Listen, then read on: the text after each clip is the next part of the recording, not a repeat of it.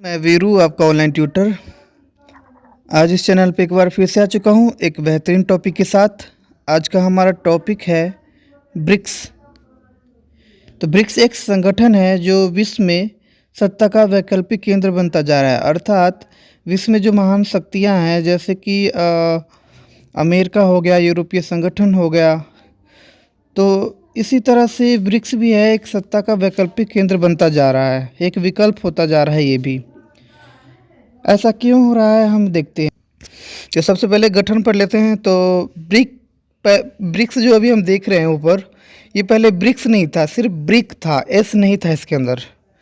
S नहीं था मतलब क्यों नहीं था? तो पहले इसमें 4 देश था, ब्राज़ील, रसिया, इंडिया, चाइना। और इन्हीं के जो नाम हैं अंग्रेजी वर्ड के, वो पहला अक्षर से ये ब्रिक बना था। और ये ब्रिक की स्थापना कब हुआ था? तो ये 2009 में हुआ था।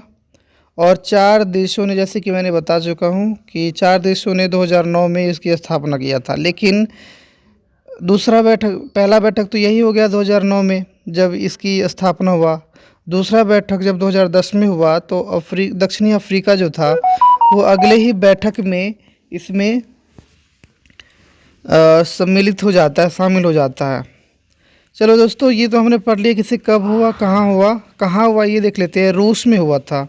ब्रिक की स्थापना कहाँ हुआ था? रूस में। और बाद में ये साउथ अफ्रीका के शामिल होने के बाद ब्रिक से ब्रिक्स बन गया। ब्रिक्स का फुल फॉर्म जस्ट अभी बताया हूँ, एक बार फिर से देख लेते हैं। ब्राज़ील, रसिया, इंडिया, साउथ अफ्रीका, जो 2010 में और 5वां सदस्य बना। और सेकेंड मीटिंग था ये 2010 में, और 2009 में पहला मीटिंग। ये एक सत्ता का वैकल्पिक केंद्र बनता जा रहा है, मैं पहले भी बता चुका हूँ। इसका मतलब क्या है कि विश्व में ये भी एक विकल्प है महाशक्ति का। आगे चलते हैं, इस संगठन की विशेषताएं हम पढ़ लेते हैं। तो दोस्तों, इस संगठन की विशेषताएं क्या हैं ये देखते हैं। तो इसकी विशेषताएं ये है कि विश्व की 52% जनसंख्या ब्रिक्स के सदस्य में निवास करते हैं। तो जनसंख्या में ये बहुत आगे है, क्योंकि सोचिए 5 देश में ही विश्व की आधी जनसंख्या हो तो कितनी बड़ी बात हो जाता है। दूसरी, भूभाग में भी कम नहीं है। देखिए भूभाग में कितनी आगे है। तो विश्व की 1/4 क्षेत्रफल ब्रिक्स राष्ट्र कवर करते हैं।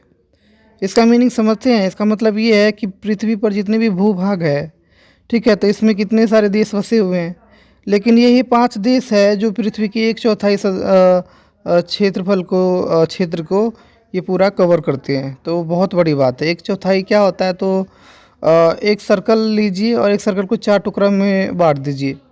तो जो उसमें से एक टुकड़ा जो अलग करेंगे ना आप, तो ये 5 देश है जो कवर करते हैं इस टुकड़े को।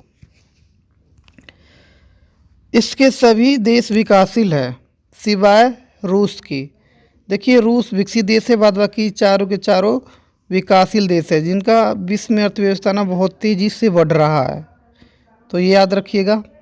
फिर नेक्स्ट है कि इसके 2 सदस्य के पास सुरक्षा परिषद की अस्थायी सदस्यता है, प्राप्त हो रखा है। जैसे रूस हो गया और चाइना हो गया, इन दोनों के पास सुरक्षा परिषद की अस्थायी सदस्यता है प्राप्त। और वहीं पे 3 की बात करें तो जो बचे हुए इसमें, तो वो कई बार क्या बोलते हैं, कई बार टेम्परेरी सदस्य बन चुके हैं सुरक्षा परिषद के। नेक्स्ट है कि ये ब्रिक्स के जो 3 देश है, रसिया, इंडिया और चाइना, इनके पास परमाणु हथियार है, भारी संख्या में परमाणु संपन्न देश है। बाद बाकी 3 जो बच गए वो परमाणु और संपन्न देश है।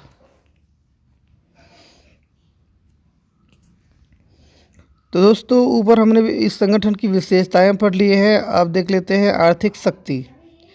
तो आर्थिक शक्ति के बारे में जानने से पहले हम समझ लेते हैं कि इसका प्रभाव इसमें कैसे है आर्थिक रूप में। तो देखिए, पहला पॉइंट है कि विश्व अर्थव्यवस्था में ब्रिक्स राष्ट्रों का 30% हिस्सेदारी है। याद रखिएगा, एक बार फिर से रिपीट करो, विश्व की अर्थव्यवस्था में ब्रिक्स राष्ट्रों का कितना? 30% हिस्सेदारी है। इसका मतलब ये है कि विश्व में जितना भी विकास हो रहा है, कोई देश कमा रहा है, तो उन सब का योग कर दिया जाए तो एक अर्थव्यवस्था बन जाता है। और उनमें हर देश का कुछ न कुछ भाग होता है। तो ऐसे में ये पांचों देशों को अगर इकट्ठा कर दिया जाए अर्थव्यवस्थाएं, तो इनकी अर्थव्यवस्था 30% बनता है, जो विश्व की अर्थव्यवस्था में हिस्सेदारी ये निभा रहे हैं।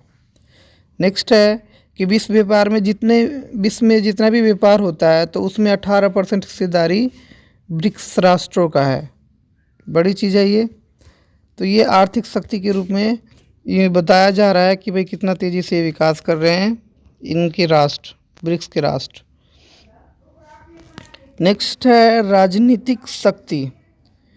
तो ब्रिक्स राष्ट्रों का विश्व में आर्थिक व राजनीतिक प्रभाव बढ़ता जा रहा है।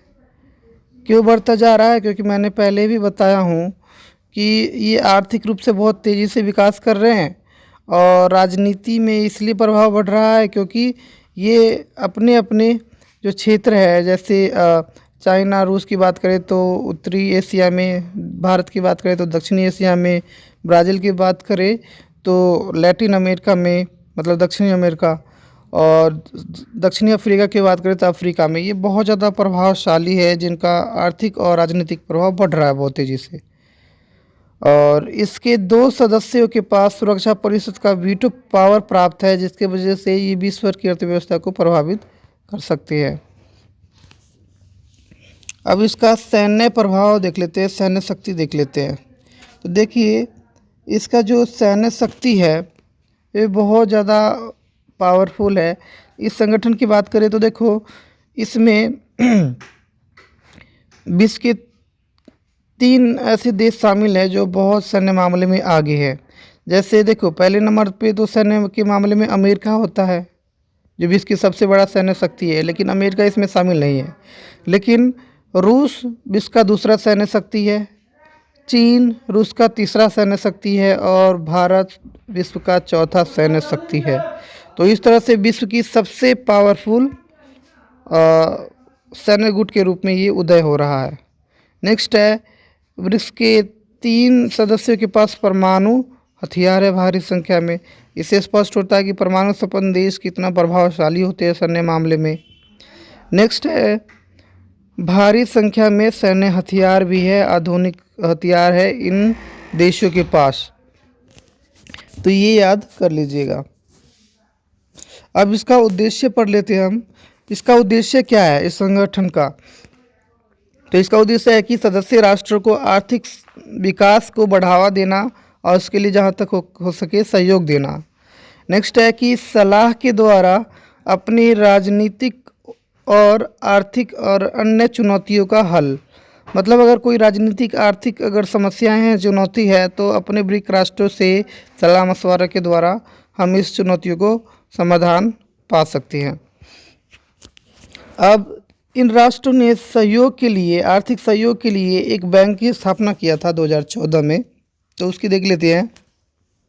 तो दोस्तों याद रखिएगा ब्रिक्स के अंदर NBD यानी कि न्यू डेवलपमेंट बैंक की स्थापना किया गया था 2014 में, और ये भारत के सलाह पर किया गया था। और NDB है, ये नीचे P लिख दिया मैंने।